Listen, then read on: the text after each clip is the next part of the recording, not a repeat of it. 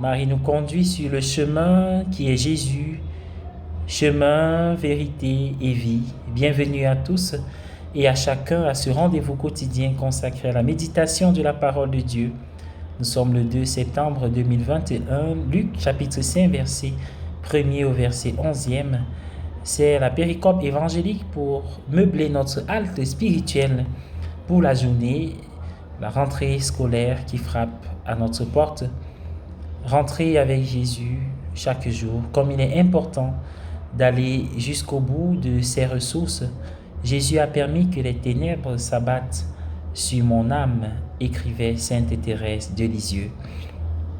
Je voudrais, poursuit-elle, pouvoir exprimer ce que je ressens, mais c'est impossible.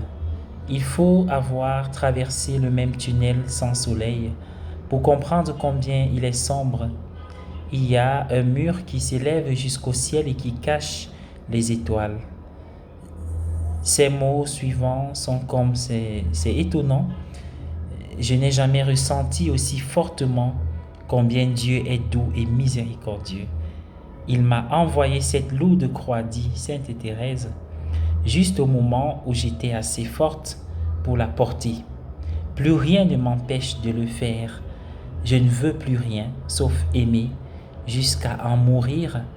Je suis libre et je ne crains rien. Un biographe français de Sainte Thérèse a dit que c'était sa caractéristique d'être toujours au bout de ses ressources. C'est parce qu'elle a toujours donné tout ce qu'elle avait. Elle n'avait jamais rien dans sa manche, pas d'astuce, pas d'échappatoire, pas d'explication astucieuse, pas de reproche, pas de postponine. Elle est toujours restée pleinement présente et vulnérable à l'expérience. C'est pourquoi Dieu a pu lui donner tant de choses. Nous avons travaillé dur toute la nuit et nous n'avons rien attrapé, dit Pierre dans la lecture d'aujourd'hui. Pierre était bien souvent au bout de ses ressources.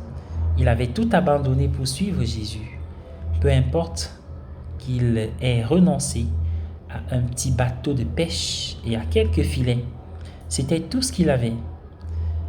Ce ne sont pas ces derniers ou toute autre possession matérielle qu'il aurait retenu, mais sa confiance en Dieu. Oui, bien-aimé dans le Seigneur,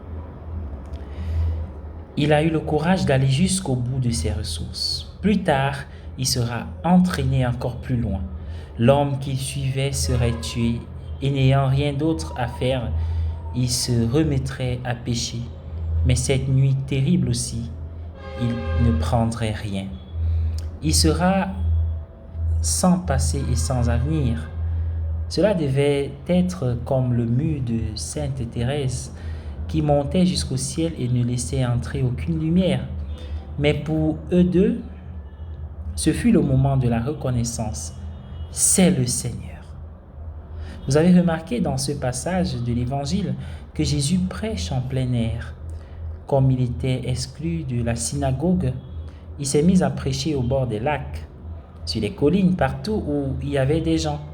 Les images qu'il utilisait étaient issues du monde de l'agriculture et de la pêche, du pastoralisme et de la viticulture. Les images de la vie ordinaire, arbres et arbustes, graines, mauvaises herbes, fruits, maïs. Oui, pendant ce temps, les scribes et les pharisiens étaient plongés dans les commentaires et le légalisme. Quelqu'un a reproché au christianisme d'être une religion très intérieure. S'il y a du vrai là-dedans, c'est une chose remarquable, compte tenu de celui qui n'avait nulle part où reposer sa tête. Nous associons peut-être trop notre foi à des bâtiments et à des lieux particuliers. Il est vrai que ceux-ci ont une grande valeur symbolique. En restant plus ou moins inchangés de génération en génération, on pourrait dire qu'ils symbolisent l'immuabilité de l'éternité. Mais le monde de la nature est un monde en constante évolution. Il ne cesse de nous surprendre. Il y a des jours où nous avons besoin d'être surpris. Ces jours-là, promenez-vous dans les collines ou le long de la rivière. Rencontrez le Seigneur dont l'œil a saisi chaque détail de la vie ordinaire, qui a vu la nature comme un poète la voit, qui a vu des paroles de la vie dans le travail des hommes et des femmes ordinaires, qui a vu des images de Dieu là où la vie déverse l'abondance ordinaire. Bonne journée à tous et à chacun.